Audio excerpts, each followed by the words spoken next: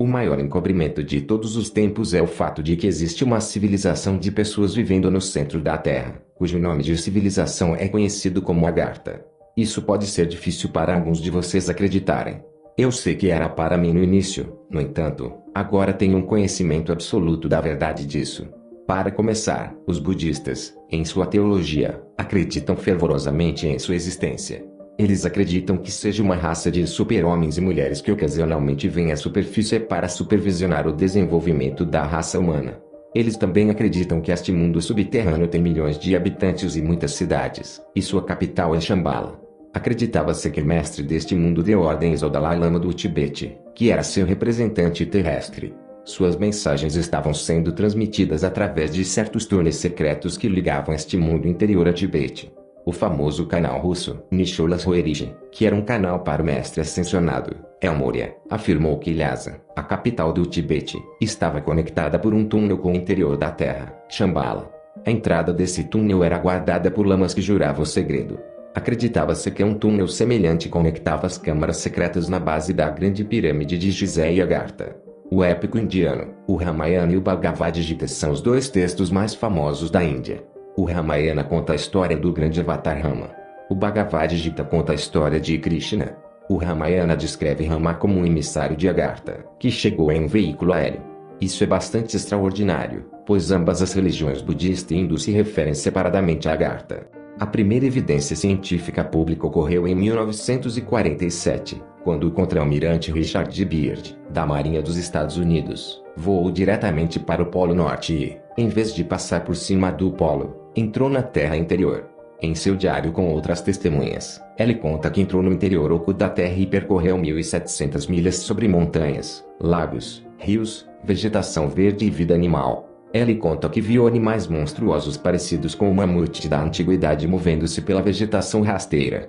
Ele finalmente encontrou cidades de uma próspera civilização. Seu avião foi finalmente recebido por máquinas voadoras, do tipo que ele nunca tinha visto antes. Eles o escoltaram até um local seguro de desembarque e ele foi graciosamente recebido por emissários de Agartha. Depois de descansar, ele e sua tripulação foram levados ao encontro do governante de Agartha. Disseram-lhe que ele havia sido autorizado a entrar em Agartha por causa de seu alto caráter moral e ético. Eles continuaram dizendo que desde que os Estados Unidos lançaram bombas atômicas em Hiroshima e Nagasaki, eles estavam muito preocupados com sua própria segurança e sobrevivência. Eles decidiram que era hora de fazer um contato maior com o mundo exterior para garantir que não destruíssemos este planeta e sua civilização com ele. Eles foram autorizados a entrar com esse propósito expresso, como forma de fazer contato com alguém em quem confiavam. Para encurtar a história, o almirante Byrd e sua tripulação, em sua visita, foram guiados por seus anfitriões em seu avião de volta ao mundo exterior, e suas vidas mudaram para sempre. Em janeiro de 1956, o almirante Byrd liderou outra expedição à Antártida ao Polo Sul. Nessa expedição, ele e sua tripulação penetraram novamente por 2.300 milhas no centro da Terra. O almirante Byrd afirma que o Polo Norte e o Polo Sul são na verdade duas das muitas aberturas para o centro da Terra. Não posso deixar de pensar no famoso livro de ficção científica de Júlio Verne, Viagem ao Centro da Terra, que muitos de vocês já devem ter lido ou assistido a versão cinematográfica do filme. O almirante Byrd também afirma que a Terra interior tem um Sol interior. A teoria do almirante Byrd é que os polos da Terra são convexos, em vez de côncavos. Navios e aviões podem realmente voar ou entrar direto. A imprensa americana anunciou a descoberta do almirante Byrd, mas foi imediatamente suprimida por nossos bons amigos, o governo secreto. Ray Palmer, o editor da Flying Saucer Magazine, fez uma história detalhada sobre as descobertas do almirante Byrd. O governo dos Estados Unidos comprou, roubou ou destruiu quase todas as cópias e depois destruiu as chapas na impressora. Foi medido que exatamente a mesma coisa aconteceu em relação a um artigo feito sobre a descoberta do almirante Byrd pela National Geographic. A revista foi lançada e os Estados Unidos da América o governo engoliu quase todas as questões. Se a história não era verdade, por que o governo era tão tenso?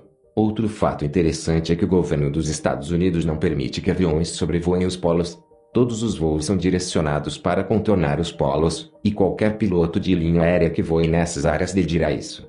Outro fenômeno interessante é o fato de que os icebergs são compostos de água doce e não salgada que deriva dos polos. Outra questão interessante é porque é mais quente perto dos polos do que a 600 ou 1.000 milhas de distância. No livro do Dr. Raymond Bernard chamado Tio Loyart, ele fala de um homem que confirmou a história do almirante Byrd. O Dr. Nepicoto de Los Angeles relatou que um de seus pacientes, um homem de ascendência nórdica, contou-lhe a seguinte história: eu morava perto do Círculo Polar Ártico na Noruega. Certo verão, meu amigo e eu decidimos fazer um passeio de barco juntos e ir o mais longe que pudéssemos até o norte do país. Então, colocamos um mês de provisões de comida em um pequeno barco de pesca e partimos para o mar. Ao fim de um mês, viajamos para o norte, além do polo e para um novo país estranho. Ficamos muito surpresos com o clima lá. Quente, e às vezes a noite era quase quente demais para dormir. Então vimos algo tão estranho que ficamos ambos surpresos. À frente do mar aberto e quente estávamos no que parecia ser uma grande montanha. Naquela montanha em um certo ponto aquele oceano parecia estar se esvaziando. Mistificados, continuamos naquela direção e nos encontramos navegando em um vasto cânion que conduz ao interior da Terra. Continuamos navegando e então vimos o que nos surpreendeu: um sol brilhando dentro da Terra. O oceano que nos levou para o interior oculto da Terra gradualmente se tornou um rio. Esse rio conduzia, como percebemos mais tarde, por toda a superfície interna do mundo, de um extremo ao outro. Pode levá-lo, se você o seguir por tempo suficiente, do Polo Norte até o Polo Sul. Vimos que a superfície interna da Terra foi dividida, como a outra, em terra e água. Há muito sol e a vida animal e vegetal abunda lá. Navegamos cada vez mais longe neste país fantástico. Fantástico porque tudo era enorme em comparação com as coisas do lado de fora. As plantas são grandes, as árvores gigantescas e finalmente chegamos aos gigantes. Eles moravam em casas e cidades, assim como fazemos na superfície da Terra, e usavam um tipo de transporte elétrico como um monotrilho para transportar pessoas. Corria ao longo da margem do rio de cidade em cidade. Vários dos habitantes da Terra interior, gigantes enormes, detectaram nosso barco no rio e ficaram bastante surpresos. Eles eram, no entanto, bastante amigáveis. Fomos convidados para jantar com eles em suas casas, e assim eu e meu companheiro nos separamos, ele indo com um gigante para a casa daquele gigante e eu indo com outro gigante para a casa dele. Meu amigo gigantesco me trouxe para sua família e fiquei completamente consternado ao ver o tamanho enorme de todos os objetos em sua casa. A mesa de jantar era colossal. Um prato foi colocado diante de mim e preenchido com uma porção de comida tão grande que teria me alimentado abundantemente uma semana inteira. O gigante me ofereceu um cacho de uvas e cada uva era do tamanho de um de nossos pêssegos. Eu provei um e achei muito mais doce do que qualquer outro que eu já tinha provado lá fora. No interior da Terra, todas as frutas e vegetais têm um sabor muito melhor e mais saboroso do que aqueles que temos na superfície externa da Terra. Ficamos com os gigantes por um ano, aproveitando a companhia deles tanto quanto eles gostaram de nos conhecer. Observamos muitas coisas estranhas e incomuns durante nossa visita a essas pessoas notáveis, e ficamos continuamente maravilhados com seu progresso científico e invenções. Durante todo esse tempo, eles nunca foram hostis conosco, e fomos autorizados a voltar para nossa própria casa da mesma maneira que viemos. Outro relato diferente sobre uma visita à Terra Oca foi citado por outro norueguês de nome Olaf Jansen, e foi registrado em um livro chamado Tismokigod, escrito por Willis George Emerson. O termo Deus esfumaçado refere-se ao Sol central no interior oco da Terra, que é menor e menos brilhante que o nosso Sol externo, é claro, e, portanto, parece esfumaçado. O livro relata as experiências de um pai Noarse e seu filho que em seu pequeno barco de pesca tentaram encontrar a Terra além do vento norte, de que tinham ouvido falar. Uma tempestade de vento aparentemente os levou através da abertura polar para o interior oco da Terra. O livro foi publicado em 1908. Ela conta as experiências do filho. Eles aparentemente passaram 2 anos lá e ao retornar pela abertura polar sul, o pai perdeu a vida quando um iceberg se partiu em 2 e destruiu o barco. O filho foi resgatado e contou sua incrível história. Ele foi colocado em uma prisão para loucos porque ninguém iria acreditar nele. Após ser libertado e passar 26 anos como pescador, mudou-se para os Estados Unidos. Aos 90, ele fez amizade com Willis George Emerson e contou-lhe sua história. Em seu leito de morte, ele também lhe deu mapas que ele havia feito do interior da Terra e o manuscrito de suas experiências.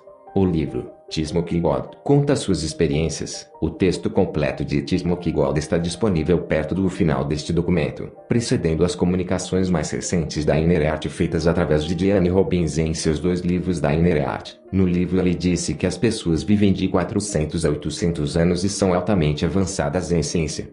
Eles podem transmitir seus pensamentos de um para outro por certos tipos de radiações e têm fontes de energia maiores que a nossa eletricidade. Eles são os criadores dos discos voadores, que são operados por esse poder superior, extraído do eletromagnetismo da atmosfera. Eles têm 12 ou mais pés de estatura. Uma outra observação interessante é que em 1942, a Alemanha nazista enviou uma expedição composta por alguns de seus principais cientistas na tentativa de encontrar uma entrada para a Terra Oca. Göring, Himmler e Hitler endossaram o projeto com entusiasmo. O Führer estava convencido de que a Terra era côncava e que o homem vivia no interior do globo. Em Tilo Art, Raymond Bernard também fala de uma fotografia publicada em 1960 no Toronto, Canadá Globe and Mail, que mostra um belo vale com colinas verdejantes. Um aviador afirmou que a foto foi tirada de seu avião enquanto ele voava além do Polo Norte. As canalizações de Jalku na Terra Oca. Sempre que pesquiso sobre um determinado assunto, gosto de obter o feedback de Jalku sobre as informações que obtive.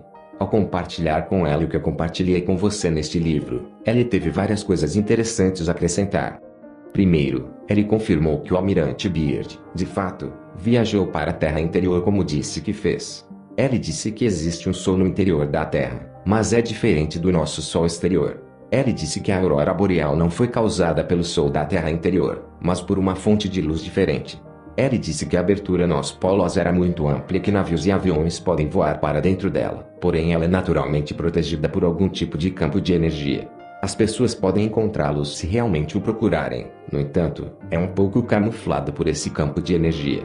Ele confirmou que havia entradas para a Terra interior no Egito, Tibete e Yucatán, e também acrescentou que havia outras entradas no Triângulo das Bermudas, União Soviética e África. Ele disse que havia raças diferentes na Terra interior assim como na superfície da Terra, e algumas delas são bem altas. Ele também confirmou que o governo dos Estados Unidos e outros países estão cientes da Terra interior e estão encobrindo o fato, pois estão com OVNIs extraterrestres. O que você pensa sobre esse ponto de vista? Por favor, deixe seus comentários. Adeus e até mais.